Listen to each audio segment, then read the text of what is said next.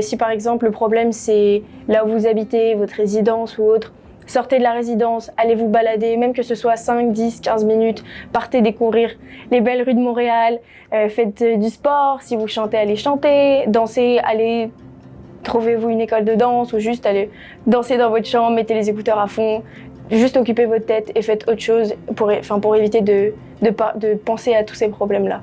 Pour moi, je pense que c'est vraiment important de prendre du temps pour soi-même. Donc je dirais vraiment comme arrêter un peu la fast life, la vie comme de tous les jours, de vraiment prendre une pause et puis genre de se reposer, de se poser de bonnes questions et de prendre soin de soi-même. Quand je sens que tout devient lourd, tout devient comme une corvée pour moi, c'est comme si genre on me dit viens sortir avec moi et je suis comme non.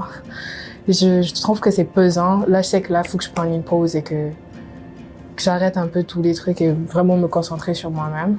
Donc, quand je vois que ça va pas dans une situation, j'essaie de prendre du recul, de prendre du temps pour moi. C'est super important de faire des choses qui me plaisent, de lire des livres pas forcément des livres pour l'université, des livres qui vont me faire du bien, etc.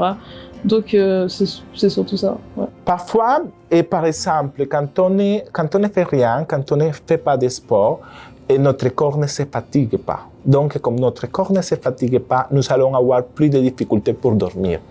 Et le fait de ne pas dormir, c'est très, très difficile ou va apporter à que notre santé mentale ne soit pas bien. Donc, il faut faire du sport, il faut avoir une vie active, il faut bien dormir. Il faut parler tout le temps avec tes amis, partager, ne pas rester seul. Simplement, et c'est très difficile, surtout dans une époque où, par exemple, il y a du Covid, où il y a du peur pour sortir, ou on est en hiver, par exemple, nous voulons rester ou nous préférons rester dans notre maison chez nous. Il faut sortir, il faut avoir des conversations, il faut appeler quelqu'un pour savoir, pour raconter notre situation, pour raconter notre problème, ou simplement avoir une conversation banale.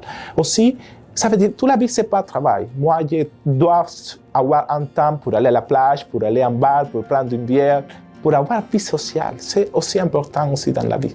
Alors moi, je chante et je danse. Et là, je suis expatriée au Canada, mais sinon en France, je faisais du trapèze et beaucoup de sport. Prenez vraiment du temps pour vous et essayez de trouver vraiment qu'est-ce qui vous intéresse réellement. Parce que je trouve que les étudiants, on essaie vraiment de s'intégrer dans un moule ou même de dire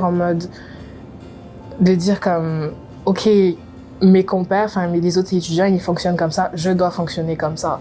Et j'étais dans cette dynamique-là et vraiment non. Prenez vraiment le temps de juste réfléchir à ce que vous-même vous aimez et comment vous-même vous vous sentez et de faire comme ça. Je vais ajouter que tout guérit avec le temps. Si vous n'allez pas bien, tout guérit et vous pouvez prendre le temps de parler aux gens et c'est pour ça qu'il y a la PACOM.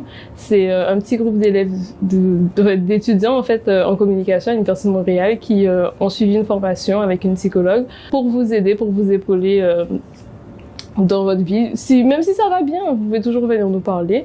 Et on est toujours au local du pavillon Marie-Victorin et on est là pour vous écouter.